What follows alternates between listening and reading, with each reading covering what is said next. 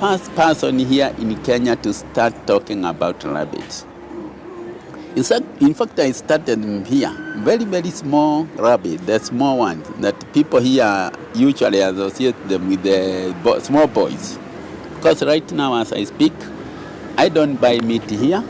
I don't buy eggs. I don't buy vegetables. You can see there is a rock of vegetable, and we don't use fertilizer here. We are using only the organic manure we have here. We don't use fertilizer. We don't use insecticides. We use whatever we have here on organic. Our chicken, we are challenging people and telling you, even if you don't keep them for business, you can keep just about 2 or 4. There may be a cock, and you have eggs, enough eggs for your family. Yeah. You can see we have changed the whole environment here. When people come here, and they just ask me, Wachira, do you tell people that you live in town? I say, yes, where else do I stay? That's in my town, and I want to change the environment. When people here, they start breathing that fresh air, and they are telling me, Francis, you don't tell us you live in town. Here is like Oshago. Oshago is in the Rocco, rural area. Yeah, so when people here, I am reminding them, instead of growing those flowers, can you grow something that you can eat? This is an avocado tree. Next year, sometime April, we shall be eating those avocados. They will be big enough. We are challenging people. Why should you grow flowers that you don't eat? You can see, these are flowers. Yeah, and you can see, they are beans. You can eat this, you can cut them. These are the kind of farming we want people in town to do. Don't grow just flowers. Plant something that you can eat. And that's what we have done. You can see all this. These are all flowers. We still have some fruit up there. Those are fruits. Tomato trees. These are apricots. Yeah, these apricots. We grow them on this. So this one is called multi-story garden. You can see we planted all things around it. And it's so easy. You can do it even in a very small space because it's just 3 feet.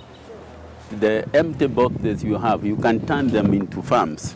The small thing like this one, you put soil and then you can plant your vegetables instead of growing in the flowers.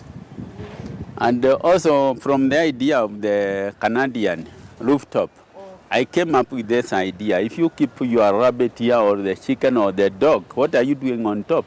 This is my compost manure.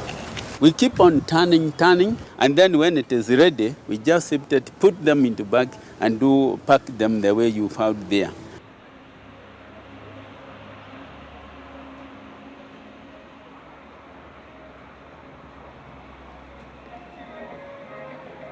I'm a lamb farmer, and I normally keep pottery, local chicken, and I grow local vegetables. And I also help my husband to look after the rabbits, and I like the job very much. I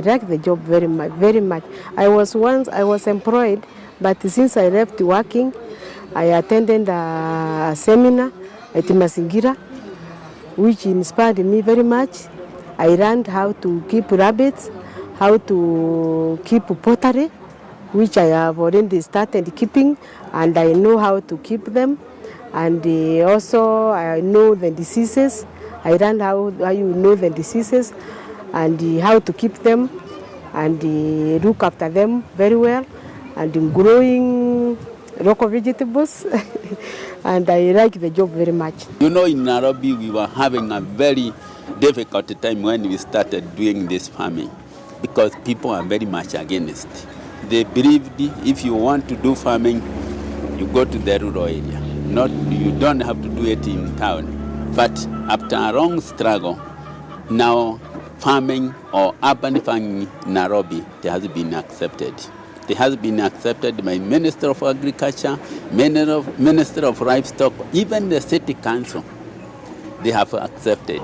They used to fight me, they used to take me all over, tell you have to remove these rabbits, we don't want this farming, but now they have embraced. In fact, 2 weeks or 3 weeks ago, they brought about 50 youth all over Nairobi to come and see this urban farming. So this one is just a model of the kind of farming you should do. The city council has embraced it. They are very ready. All the university in Nairobi, they have guys come here for practice to do research on the rabbit farming. So the urban farming, I can say proudly, it has been embraced. Rabbit King, I went to his place. I admire that place because when he told me about everything he does, I found it so interesting. The Rabbit King, he told me the money he earns, a lot of things I learned from the Rabbit King. This kind of farming we are saying, it can be done by young people because actually rabbit keeping doesn't need a lot of money. Rabbit keeping doesn't need a bigger space, a very small space, and we have a big market all over the world.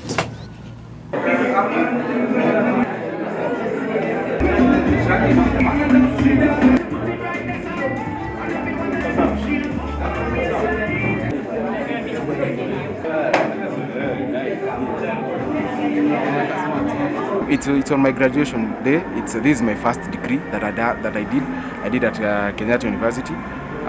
4 years. I can't believe 4 years are done, and it's great. It's great. I'm very happy. I'm very happy for my parents, for the fee, for being there for me, especially my family, for supporting me, for my friends, for the community at large, the rest of the family, my neighbors, my friends, for just being there and supporting me all through.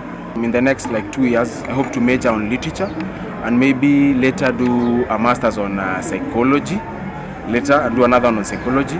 And from what my dad does, I hope that I'll be able to impact whatever knowledge that I have. Urban farming and teaching, both of them are intertwined. So with time, I believe I'll be well versed. Having gotten the knowledge that I have, I believe I'll be well versed to even encourage, train, and even support other people to venture into urban farming so that you can make Kenya and we ourselves to be food secure, so that you are able to even use less money. Yeah, because if you're at your home place, you have food, you're not buying anything. Yeah, you can even live on 70 shillings because that 7 shillings you're only going to buy unga or flour only because you have skuma and you have meat. So that's what I'll be doing, and I'll be supporting him out there. People in Kenya believe that a farmer is somebody who was not educated. Now that I have my son have graduated with a degree, and in fact he is going to masters and the rest, I was very happy, and I felt that I have achieved something. If I have been able to educate my son out of urban farming here, out of urban farming, I have achieved a lot, and the other kids, they are following him up. So it was so exciting to me, amazing. I was very happy. I have achieved that. Even if I didn't go to university, my son has done it, and I'm very proud of my son. I was so happy, very happy, because it was an achievement. Because when I remember how we started educating him, sometimes financial problems, and all this, and at least he achieved his goal. I was very, very happy. Each and every activity that you do goes way far in supporting food security, making us as a family to be food secure, and making Kenya in general to be food secure.